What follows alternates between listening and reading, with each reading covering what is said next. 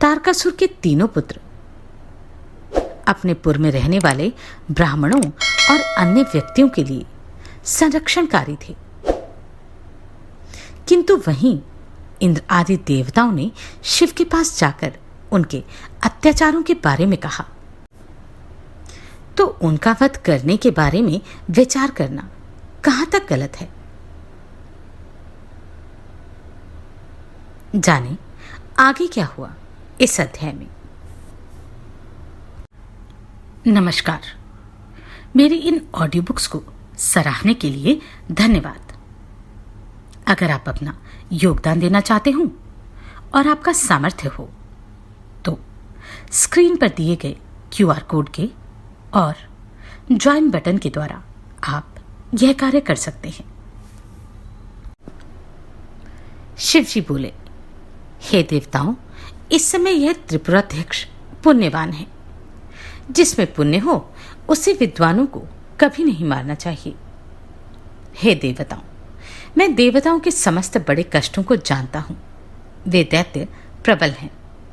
देवता तथा असुर कोई भी उन्हें मारने में समर्थ नहीं है। दानवमय सहित वे सभी तारक पुत्र पुण्यवान हैं। त्रिपुर में रहने वाले उन सभी का वध दुस्साध्य है। युद्ध में अजय होते हुए भी मैं जानबूझकर किस प्रकार मित्रद्रोह का आचरण करूं, क्योंकि स्वयंभू ने पहले कहा है कि मित्रद्रोह करने में महान पाप होता है। ब्रह्म हत्यारा, सुरापान करने वाला, सुवर्ण की चोरी करने वाला तथा व्रत भंग करने वाला, इन सभी के लिए शास्त्रकारों ने प्रायश्चित बताया है, किंतु कृतघ्न के लिए कोई प्रायश्चित विधान नहीं है। हे देवताओं, धर्म के ज्ञाता आप लोग ही धर्म पूर्वक विचार करें कि वे दैत्य मेरे भक्त हैं। अब मैं उनका वध किस प्रकार कर सकता हूं। हे देवताओं, जब तक वे मुझ में भक्ति रखते हैं तब तक मैं उन्हें नहीं मार सकता। तथापि आप लोग विष्णु से इस कारण को बताइए। सनत कुमार बोले, हे मुनि, उनका यह वचन सुनकर इंद्र आदि सभी देवताओं ने सर्वप्रथम इस बात को ब्रह्मा जी से कहा। तदनंतर ब्रह्मा जी को आगे कर इंद्र सहित सभी देवता शोभा संपन्न वैकुंठ धाम को शीघ्र गए। वहां जाकर आश्चर्यचकित उन देवताओं ने विष्णु को देखकर उन्हें प्रणाम किया और दोनों हाथ जोड़कर परम भक्तिपूर्वक उनकी स्तुति की। उसके अनंतर सर्वसमर्थ उन विष्णु से पूर्व की भांति अपने दुख का समस्त कारण शीघ्र निवेदन किया। तब त्रिपुरवासियों के द्वारा दिए गए देवगणों के दुख को सुनकर तथा उनके व्रत को जानकर विष्णु ने यह वचन कहा। विष्णु बोले, यह बात सत्य है कि जहां सनातन धर्म विद्यमान होता है वहां दुख उसी प्रकार नहीं होता जिस प्रकार सूर्य के दिखाई देने पर अंधकार नहीं रहता है। सनत कुमार बोले, इस बात को सुनकर दुखित तथा मुरझाए हुए मुख कमल वाले देवता विष्णु से पुनः कहने लगे। देवगण बोले, अब क्या करना चाहिए? यह दुख किस प्रकार से दूर हो? हम लोग कैसे सुखी रहें और किस प्रकार से निवास करें? इस त्रिपुर के जीवित रहते धर्माचरण किस प्रकार हो सकेंगे? ये त्रिपुरवासी तो निश्चय ही देवताओं को दुख देने वाले हैं। हे विष्णु, आप या तो त्रिपुर का वध कीजिए, अन्यथा देवताओं को ही अकाल में मार दीजिए। सनत कुमार बोले, तब इस प्रकार कहकर वे देवता बारंबार बड़े दुखी हुए और ना तो विष्णु के पास से उन्हें जाते बना और ना तो रुकते ही बना। तब विष्णु ने उन देवताओं को इस प्रकार से हीन तथा विनयुक्त होकर अपने मन में विचार किया कि देवताओं की सहायता करने वाला मैं इन देवताओं के कार्य के लिए कौन सा उपाय करूं। तारकासुर के वे पुत्र भी तो शिव जी के भक्त ही हैं।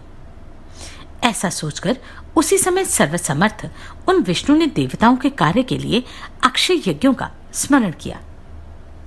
उन विष्णु के स्मरण मात्र से वे यज्ञ उसी क्षण शीघ्रतापूर्वक वहां आ गए। जहां लक्ष्मीपति पुरुषोत्तम विद्यमान थे। उसके बाद उन्होंने हाथ जोड़कर प्रणाम करके यज्ञपति पुराण पुरुष श्रीहरि की स्तुति की। तब सनातन भगवान विष्णु ने भी उन सनातन यज्ञों को देखकर पुनः इंद्र सहित देवताओं की ओर देखकर उनसे कहा। विष्णु बोले, हे देवगण, आप लोग त्रिपुरों के विनाश एवं तीनों लोगों के कल्याण के निमित्त इन यज्ञों द्वारा सदा परमेश्वर का यजन कीजिए। सनत कुमार बोले, देवादिदेव बुद्धिमान विष्णु का वचन सुनकर वे देवता प्रेम पूर्वक यज्ञेश को प्रणाम करके उनकी स्तुति करने लगे। हे मुनि, इस प्रकार स्तुति करने के पश्चात संपूर्ण विधियों के ज्ञाता वे देवता यज्ञोक्त विधान से यज्ञ पुरुष का पूजन करने लगे। तब उस यज्ञ कुंड से शूल, शक्ति और गदा हाथ में धारण किए महाकाय हजारों भूत समुदाय उत्पन्न हुए। उन देवताओं ने हाथ में शूल, शक्ति, गदा, दंड, धनुष और शिला का आयुध धारण किए हुए, इसके अतिरिक्त और भी अनेक प्रकार के अस्त्र धारण किए हुए, नाना प्रकार के वेश धारण किए हुए, कालाग्नि रुद्र के समान तथा काल सूर्य के समान प्रतीत होने वाले उन हजारों भूत समुदायों को देखा। अपने आगे खड़े उन भूतों को देखकर और उन्हें प्रणाम कर रुद्र की आज्ञा का पालन करने वाले यज्ञपति श्रीमान विष्णु उनसे कहने लगे। विष्णु जी बोले, हे भूतगणों, तुम मेरी बात सुनो। तुम लोग महाबलवान हो, अतः देव कार्य के लिए तत्पर हो शीघ्र त्रिपुर को जाओ। हे भूतगणों, वहां जाकर दैत्यों के तीनों पुरों को तोड़ फोड़ कर तथा जलाकर पुनः लौट आना। इसके बाद अपने कल्याण के लिए जहां इच्छा हो वहां चले जाना। सनत कुमार बोले, तब भगवान विष्णु की वह बात सुनकर वे भूतगण उन देवादिदेव को प्रणाम कर दैत्यों के त्रिपुर की ओर चल दिए। वहां जाकर त्रिपुर में प्रवेश करते ही वे त्रिपुर के अधिपति के तेज में उसी प्रकार शीघ्र भस्म हो गए जैसे अग्नि में पतंगे भस्म हो जाते हैं। उनमें जो कोई शेष बचे वे भाग गए और वहां से निकलकर व्याकुल हो शीघ्र विष्णु के समीप चले आए। तब पुरुषोत्तम भगवान हरि उनको देखकर वह सारा वृतांत सुनकर और इंद्र सहित सभी देवताओं को दुखी जानकर संतप्त चित्त हो गए और सोचने लगे कि इस समय कौन सा कार्य करना चाहिए। इन दैत्यों के तीनों पुरों को बलपूर्वक नष्ट करके मैं देवताओं का कार्य किस प्रकार करूं? वे इसी चिंता से व्याकुल हो गए। धर्मात्माओं का अभिचार से भी नाश नहीं होता, इसमें संशय नहीं है। ऐसा श्रुति के आचार को प्रमाणित करने वाले शंकर जी ने स्वयं कहा। हे श्रेष्ठ देवताओं, त्रिपुर में रहने वाले वे सभी दैत्य बड़े धर्मनिष्ठ हैं, इसलिए सर्वथा अवध्य हैं। यह बात असत्य नहीं है। वे महान पाप करके भी रुद्र की अर्चना करते हैं, इसलिए सभी प्रकार के पापों से वैसे ही मुक्त हो जाते हैं जैसे पद्मपत्र जल से पृथक रहता है। हे देवताओं, रुद्र की अर्चना से सभी कामनाएं पूर्ण होती हैं और पृथ्वी के अनेक प्रकार के भोग एवं संपत्तियां वशीभूत हो जाती हैं। अतः लिंगार्चन परायण ये दैत्य इस लोक में अनेक प्रकार की संपत्ति का भोग कर रहे हैं और परलोक में भी उन्हें मोक्ष प्राप्त होगा। फिर भी मैं अपनी माया से उन दैत्यों के धर्म में विघ्न डालकर देवताओं की कार्य सिद्धि के निमित्त क्षण भर में त्रिपुर का संहार करूंगा। इस प्रकार विचार करने के पश्चात वे भगवान पुरुषोत्तम उन दैत्यों के धर्म में विघ्न करने के लिए तत्पर हो गए। जब तक उनमें वेद के धर्म हैं, जब तक वे शंकर की अर्चना करते हैं और जब तक वे पवित्र कृत्य करते हैं, तब तक उनका नाश नहीं हो सकता। इसलिए अब ऐसा उपाय करना चाहिए कि वहां से वेद धर्म चला जाए। तब वे दैत्य लिंगार्चन त्याग देंगे, इसमें संदेह नहीं। ऐसा निश्चय करके विष्णु जी ने उन दैत्यों के धर्म में विघ्न करने के लिए श्रुति खंडन रूप उपाय किया। इसके बाद त्रिलोक के रक्षण के लिए शिव के द्वारा आदिष्ट देव सहायक उन विष्णु ने शिव की आज्ञा से देवताओं से कहा। विष्णु जी बोले, हे देवों, इस समय आप सभी लोग निश्चित रूप से अपने घर को चले जाएं। मैं अपनी बुद्धि के अनुसार देवताओं का कार्य अवश्य करूंगा, इसमें संदेह नहीं है। मैं बड़े यत्न से उन्हें रुद्र से अवश्य विमुख करूंगा और तब शिवजी अपनी शक्ति से रहित जानकर उन्हें भस्म कर देंगे। सनत कुमार बोले, हे मुने, तब वे देवगण विष्णु की आज्ञा को सिर पर धारण कर कुछ निश्चिंत हुए और फिर ब्रह्मा के द्वारा आश्वस्त होने पर प्रसन्न हो अपने अपने स्थानों को चले गए। इसके बाद विष्णु ने देवताओं के लिए जो उत्तम उपाय किया उसे आप भली भांति सुनिए। वह सभी पापों का नाश करने वाला है। सनत कुमार बोले, उन महातेजस्वी विष्णु ने अपने धर्म में विघ्न उत्पन्न करने के लिए अपने ही शरीर द्वारा एक मायामय मुनि रूप पुरुष को उत्पन्न किया।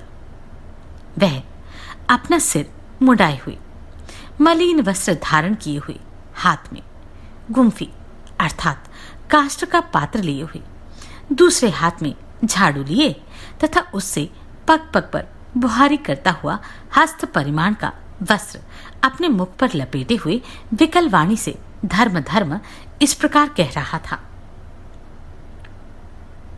वह उन विष्णु को प्रणाम कर उनके आगे स्थित हो गया। इसके बाद उसने हाथ जोड़कर पूज्य अच्युत विष्णु से यह वचन कहे, हे अरिहन, शत्रुनाशक, मैं क्या करूं? इसके लिए आज्ञा दीजिए। हे देव, मेरे क्या क्या नाम होंगे? हे प्रभु, मेरे स्थान का भी निर्देश कीजिए। इस प्रकार उसका यह शुभ वचन सुनकर भगवान विष्णु प्रसन्नचित होकर यह वचन कहने लगे। विष्णु जी बोले, मेरे शरीर से उत्पन्न हे महाप्राग, मैंने जिसके लिए तुम्हारा निर्माण किया है उसे सुनो। मैं कह रहा हूं, तुम मेरे ही रूप हो, इसमें संदेह नहीं है। मेरे शरीर से उत्पन्न हुए तुम मेरा कार्य करने में समर्थ हो। तुम मुझसे अभिन्न हो, इसलिए लोक में सदा पूज्य होगे, इसमें संशय नहीं है। तुम्हारा नाम अरिहन होगा। तुम्हारे अन्य भी शुभ नाम होंगे। मैं तुम्हारे स्थान को बाद में बताऊंगा। इस समय मेरा प्रस्तुत कार्य आदर से सुनो। हे मायावी, तुम 16,000 श्लोकों वाला एक शास्त्र प्रयत्न पूर्वक बनाओ, जो मायामय श्रुति स्मृति से विरुद्ध, वर्णाश्रम धर्म से रहित, अपभ्रंश शब्दों से युक्त और कर्मवाद पर आधारित हो। आगे चलकर उसका विस्तार होगा। मैं तुम्हें उस शास्त्र के निर्माण का सामर्थ्य देता हूं। अनेक प्रकार की माया भी तुम्हारे अधीन हो जाएगी। उन परमात्मा श्री विष्णु का वचन सुनकर वह मायावी प्रणाम कर जनार्दन से कहने लगा, हे देव, मुझे जो करना हो उसे शीघ्र बताइए। हे प्रभु, आपकी आज्ञा से सारा कार्य सिद्ध होगा। सनत कुमार बोले, मुंडी के द्वारा ऐसा कहे जाने पर भगवान ने उसे मायामय शास्त्र पढ़ाया और बताया कि स्वर्ग नरक की प्रीति यहीं पर है, इसमें संदेह नहीं है। उसके बाद विष्णु ने शिवजी के चरण कमल का स्मरण करके उसे पुनः कहा कि तुम त्रिपुर में रहने वाले इन समस्त दैत्यों को मोहित करो, तुम उन्हें दीक्षित करो और प्रयत्नपूर्वक इस शास्त्र को पढ़ाओ। हे महामते, मेरी आज्ञा के कारण तुम्हें ऐसा करने से दोष नहीं लगेगा।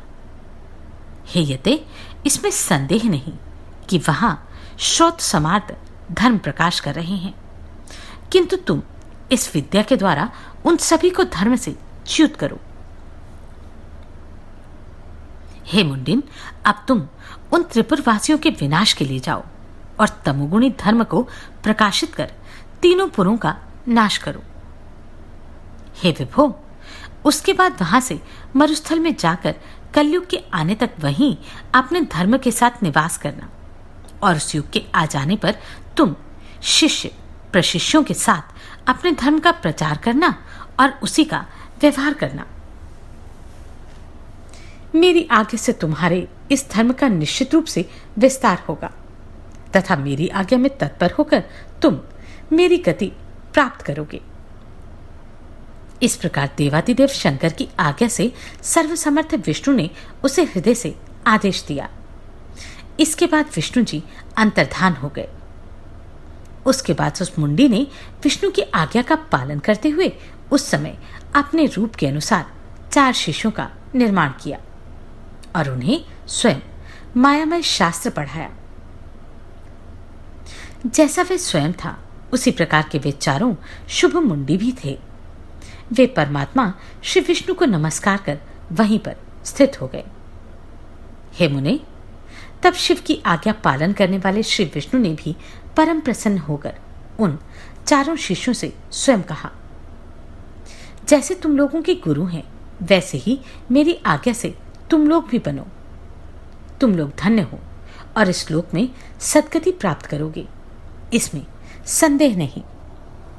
इसके बाद वे चारों मुंडी हाथ में पात्र लिए, नासिका पर वस्त्र बांधे, मलिन वस्त्र धारण किए हुए, अत्यधिक ना बोलते हुए धर्म ही लाभ तथा परम तत्व है ऐसा अति हर्षपूर्वक कहते हुए वस्त्र के छोटे छोटे टुकड़ों से बनी हुई मार्जनी धारण किए हुए और जीव हिंसा के भय से धीरे धीरे चलते हुए विचरण करने लगे।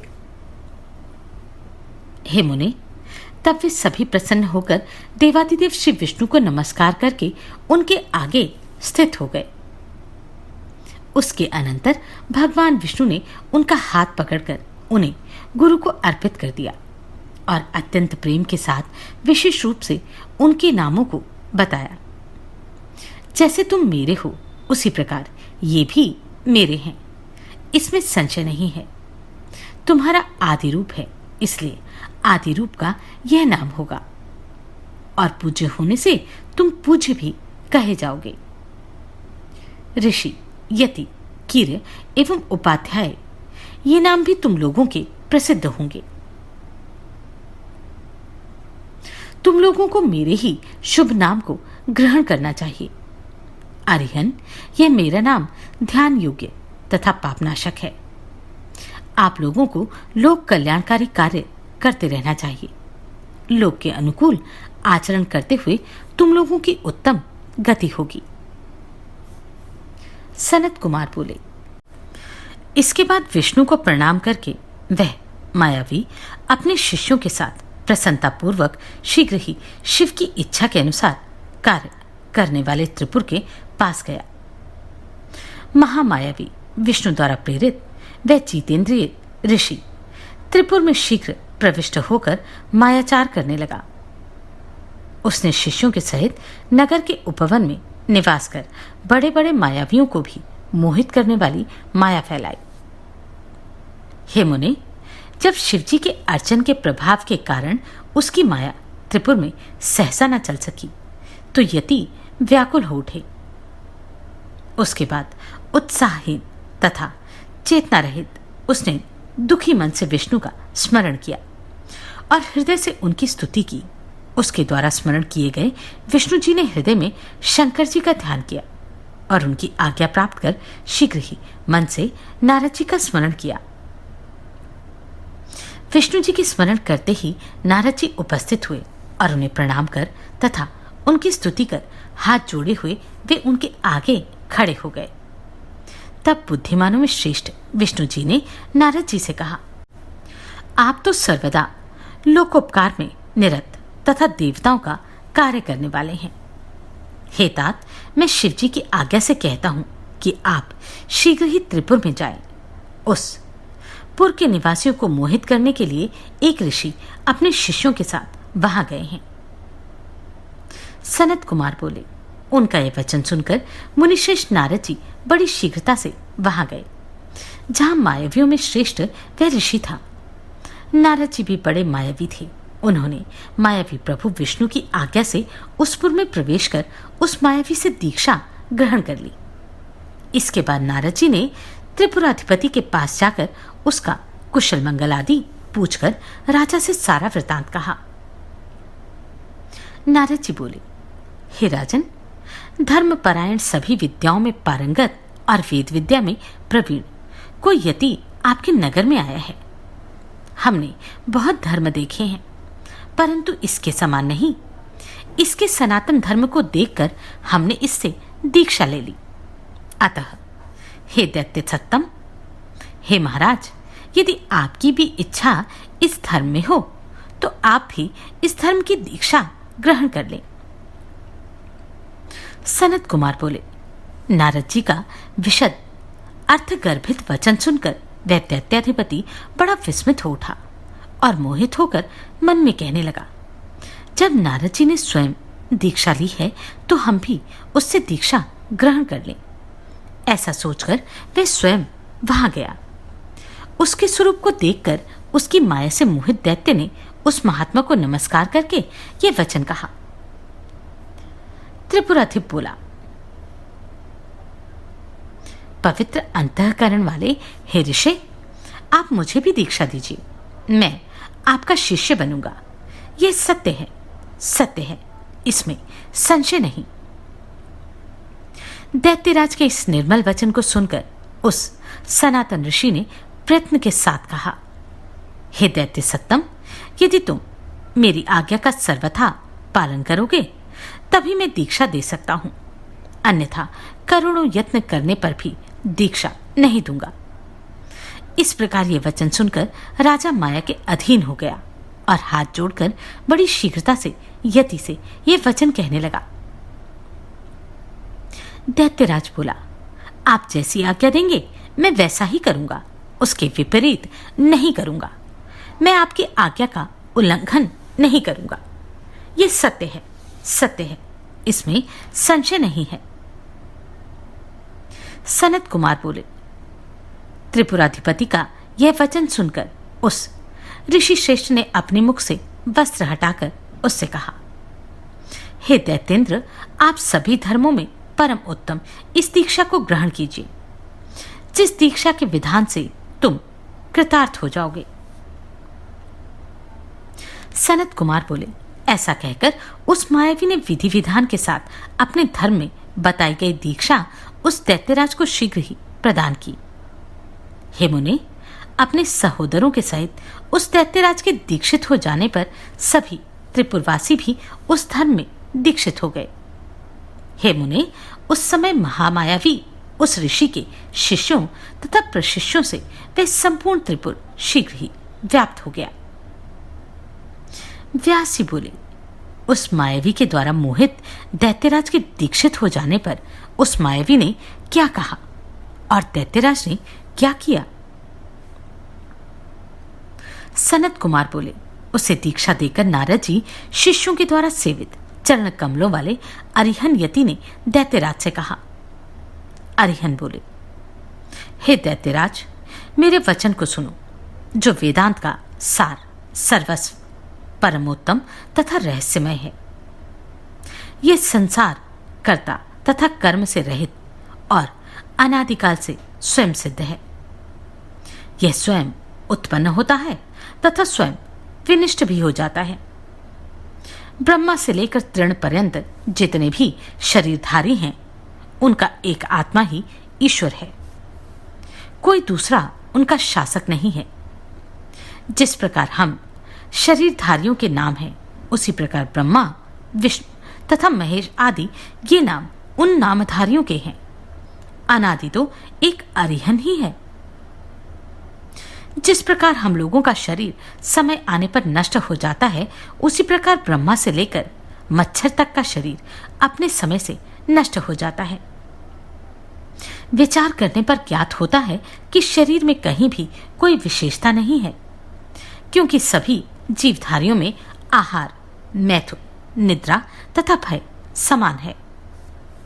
सभी शरीरधारी निराहार रहने के उपरांत भोजन प्राप्त करने पर समान रूप से तृप्त होते हैं, कम या अधिक नहीं। जैसे हम प्यासे होते हैं तब प्रसन्नतापूर्वक जल पीकर तृप्त होते हैं, उसी प्रकार अन्य प्राणी भी तृप्त होते हैं। किसी में न्यूनाधिक्य नहीं होता। रूप लावण्य से युक्त चाहे सहस्त्रों स्त्रियां क्यों न हो, किंतु सहवास काल में एक ही स्त्री का उपभोग संभव है। अनेक प्रकार के घोड़े चाहे 100 हों चाहे 1000 हों, किंतु अपने अधिरोहण के समय एक का ही उपभोग संभव है, दूसरे का नहीं। निद्रा काल में पलंग पर सोने वाले को जो सुख प्राप्त होता है, वही सुख निद्रा से व्याकुल हो पृथ्वी पर सोने वाले को भी प्राप्त होता है। जैसे हम शरीरधारियों को मरने का भय है, उसी प्रकार ब्रह्मा से लेकर कीट पर्यंत सभी को मृत्यु से भय होता है। यदि बुद्धि से विचार किया जाए तो सभी शरीरधारी समान हैं। ऐसा निश्चय करके किसी को भी कभी किसी जीव की हिंसा नहीं करनी चाहिए। पृथ्वी तल पर जीवों पर दया करने के समान कोई दूसरा धर्म नहीं है। अतः ऐसा जानकर सभी प्रकार के प्रयत्नों द्वारा मनुष्य को जीवों पर दया करनी चाहिए। एक जीव की भी रक्षा करने से जैसे तीनों लोगों की रक्षा हो जाती है, उसी प्रकार एक जीव के मारने से त्रिलोक के वध का पाप लगता है। इसलिए जीवों की रक्षा करनी चाहिए, हिंसा नहीं। अहिंसा सर्वश्रेष्ठ धर्म है तथा आत्मा को पीड़ा पहुंचाना पाप है। दूसरों के अधीन न रहना ही मुक्ति है और अभिलषित भोजन की प्राप्ति ही स्वर्ग है। प्राचीन विद्वानों ने उत्तम प्रमाण के साथ ऐसा कहा है। इसलिए नरक से डरने वाले मनुष्य को हिंसा नहीं करनी चाहिए। इस चराचर जगत में हिंसा के समान कोई पाप नहीं है। हिंसक नरक में जाता है और अहिंसक स्वर्ग को जाता है। संसार में अनेक प्रकार के दान हैं, परंतु तुच्छ फल देने वाले उन दानों से क्या लाभ। अभयदान के सदृश कोई दूसरा दान नहीं है। मनुष्यों ने अनेक शास्त्रों का विचार कर इस लोक तथा परलोक में कल्याण के लिए 4 दानों का वर्णन किया है। भयभीत लोगों को अभयदान प्रदान करना, रोगियों को औषधि देनी चाहिए, विद्यार्थियों को विद्या देनी चाहिए और भूखों को अन्न प्रदान करना चाहिए। अनेक मुनियों ने जो दान कहे हैं वे अभयदान की 16वीं कला की भी बराबरी नहीं करते। मणि, मंत्र एवं औषधि के प्रभाव तथा बल को अविचंतनीय समझकर केवल यश तथा अर्थ के उपार्जन के लिए ही उसका प्रयत्नपूर्वक अभ्यास करना चाहिए। बहुत धन उपार्जित कर द्वादशायतनों का ही चारों ओर से पूजन करना चाहिए। दूसरों के पूजन से क्या लाभ। 5 कामेंद्रियां, 5 ज्ञानेंद्रियां, मन एवं बुद्धि, यही शुभ द्वादशायतन कहे गए हैं। प्राणियों के लिए यहीं पर स्वर्ग तथा नरक है, अन्यत्र कहीं नहीं। सुख का ही नाम स्वर्ग है तथा दुख को नरक कहा गया है।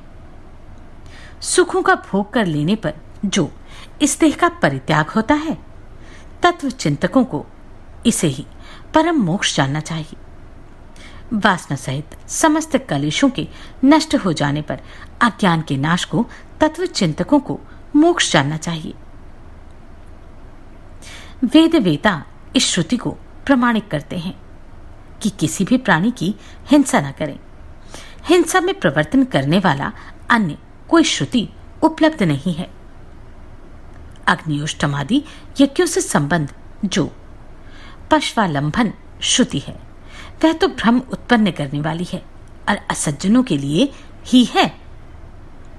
पशुवध से संबंधित श्रुति तो ज्ञानियों के लिए प्रमाण नहीं है। यह तो बड़े आश्चर्य की बात है कि वृक्षों को काटकर पशुओं का वध कर उनके रुधिर का कीच बनाकर तथा आग में तिल घी आदि को जलाकर लोग स्वर्ग की अभिलाषा करते हैं। इस प्रकार उस त्रिपुराधिपति से अपना विचार कहकर समस्त त्रिपुर वासियों को सुनाकर वह यति आदर से वेदों के विपरीत देह मात्र को सुख देने वाले और प्रत्यक्ष ही विश्वास करने वाले धर्मों का पुनः वर्णन करने लगा। श्रुति जो ऐसा कहती है कि आनंद ही ब्रह्म का रूप है, उसे सही मानना चाहिए। अनेक धर्मों की कल्पना मिथ्या है। जब तक ये शरीर स्वस्थ है, जब तक इंद्रियां निर्बल नहीं होती और जब तक वृद्धावस्था दूर है, तब तक सुख का उपभोग करते रहना चाहिए। अस्वस्थ हो जाने पर, इंद्रियों के विकल हो जाने पर एवं वृद्धावस्था आ जाने पर सुख की प्राप्ति किस प्रकार से हो सकती है? इसलिए सुख चाहने वाले को अपना शरीर भी याचना करने वालों को प्रदान कर देना चाहिए। जिसका जन्म मांगने वालों की मनोवृत्ति को प्रसन्न करने के लिए नहीं हुआ, उसी से यह पृथ्वी भार युक्त है, समुद्रों, पर्वतों तथा वृक्षों से नहीं। यह शरीर शीघ्र ही नष्ट होने वाला है तथा संचित धन विनष्ट हो जाने वाला है। ऐसा जानकर ज्ञानवान को देह सुख का उपाय करते रहना चाहिए। यह शरीर कुत्तों, कौवों तथा कीटों का प्रातःकालीन भोजन है और शरीर अंत में भस्म होने वाला है। ऐसा वेद में ठीक ही कहा गया है। लोगों में जाति कल्पना व्यर्थ की ही है। सभी मनुष्य समान हैं, तो कौन उच्च है और कौन नीच? प्राचीन पुरुष कहते हैं कि सृष्टि में आदि में ब्रह्मा उत्पन्न हुए। उनके विख्यात दक्ष तथा मरीचि 2 पुत्र उत्पन्न हुए। जब मरीचि पुत्र कश्यप ने दक्ष की सुंदर नेत्र वाली 13 कन्याओं से धर्मपूर्वक विवाह किया, तो फिर इस समय के अल्प बुद्धि तथा अल्प पराक्रम वाले लोगों के द्वारा यह गम्य है या अगम्य है, ऐसा विचार व्यर्थ ही किया जाता है। मुख, बाहु, जंघा एवं चरणों से 4 वर्ण उत्पन्न हुए हैं। पूर्व पुरुषों ने यह कल्पना की है, जो कि विचार करने पर ठीक नहीं लगती। एक ही पुरुष से, एक ही शरीर से यदि 4 पुत्र उत्पन्न हुए, तो वे भिन्न भिन्न वर्णों के किस प्रकार हो गए? अतः वर्ण एवं अवर्ण का यह विभाग उचित नहीं प्रतीत होता और इसलिए किसी को भी मनुष्य में कोई भेद नहीं करना चाहिए। सनत कुमार बोले, हे मुने, दैत्यपति तथा पूर्ववासियों से आदरपूर्वक ऐसा कहकर शिष्यों सहित उस यति ने वेद धर्मों का नाश कर दिया। पातिव्रत्य रूपी महान स्त्री धर्म को तथा समस्त पुरुषों के जितेंद्रियत्व धर्म को खंडित कर दिया। देव धर्म, श्राद्ध धर्म, यज्ञ धर्म, व्रत तीर्थ, विशेष रूप से श्राद्ध, शिव पूजा, लिंगार्चन, विष्णु, सूर्य, गणेश आदि का विधिपूर्वक पूजन और विशेष रूप से पर्व काल में किए जाने वाले स्नान दान आदि, इन सब का खंडन किया। हे विप्रेंद्र, बहुत कहने से क्या लाभ? मायावियों में श्रेष्ठ उस मायावी यति ने त्रिपुर में जो कुछ भी धर्म थे, उन सब को दूर कर दिया। त्रिपुर की सभी स्त्रियां उस यति के धर्म का आश्रय लेकर मोह में पड़ गईं और उन्होंने पति की सेवा के उत्तम विचार का त्याग कर दिया। आकर्षण एवं वशीकरण विद्या का अभ्यास कर मोहित हुए पुरुष दूसरों की स्त्रियों में अपने मनोरथ सफल करने लगे। अंतपुर की स्त्रियां, राजकुमार, पुरवासी, पुर की स्त्रियां आदि सभी मोहित हो गए। इस प्रकार सभी पुरवासियों के अपने धर्मों से सर्वथा विमुख हो जाने पर अधर्म की वृद्धि होने लगी। हे प्रभु, उन देवादिदेव विष्णु की माया से और उनकी आज्ञा से स्वयं दरिद्रता ने त्रिपुर में प्रवेश किया। उन लोगों ने जिस महालक्ष्मी को तपस्या के द्वारा श्रेष्ठ देवेश्वर से प्राप्त किया था, प्रभु ब्रह्मदेव की आज्ञा से उन्हें छोड़कर वह बाहर चली गई। इस प्रकार विष्णु की माया से निर्मित उस प्रकार के बुद्धि मोह को उन्हें क्षण भर में देकर वे नारद जी कृतार्थ हो गए। उन नारद ने भी उस मायावी जैसा रूप धारण कर लिया था, फिर भी परमेश्वर के अनुग्रह से वे विकार युक्त नहीं हुए। हे मुने, दोनों भाइयों तथा मैं सहित वह दैत्यराज भी शिवजी की इच्छा से पराक्रमहीन हो गया। तो यह थी सभी को पथभ्रष्ट करने की कथा। यह अरिहन, इसका रूप आज के किसी धर्म जैसा प्रतीत नहीं होता। विचार करें। जानते हैं अगले अध्याय में देवताओं का वह मनोरथ कैसे पूर्ण हुआ। आप सभी को कोटि कोटि साधुवाद। आपने इन वीडियोस को इतना प्रेम दिया। नमस्कार, मैं आभा शर्मा जावास। यदि आपको मेरा ये प्रयत्न सराहनीय लगा हो तो मुझे सब्सक्राइब करके प्रोत्साहित करें।